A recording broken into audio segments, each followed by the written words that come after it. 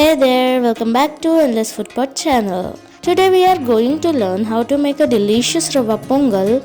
It's a simple yet flavorful dish that's perfect for any mealtime. So let's dive right into the recipe. First, check the description box below for a list of all the ingredients you will need for this recipe. We will start by preparing our ingredients. We will need 1 cup of moong dal and 2 cups of upma rava or semolina. Start by boiling the moong dal until it's soft and tender. Once it's done, set it aside for later use. In a pan, heat 2 teaspoons of ghee.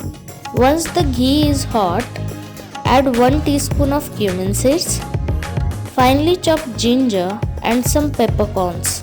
Let them fry for a minute until they release their aroma.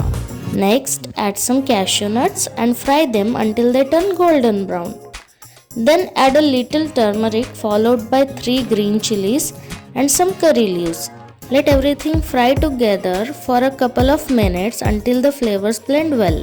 Now it's time to add suji rava to the pan. We will fry the rava on low flame. This helps to enhance its flavor and remove any raw taste. And salt to taste. Once the rava is nicely fried, it's time to add water. We will add 3 cups of warm water for every cup of rava.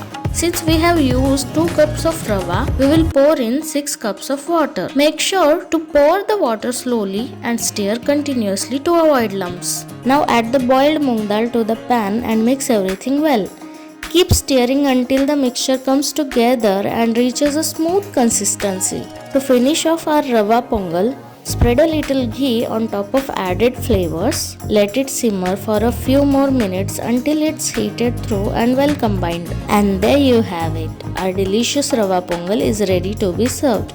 You can enjoy it as it is or pair it with some chutney or pickle for extra taste. So go ahead, give this recipe a try. Until next time, happy cooking!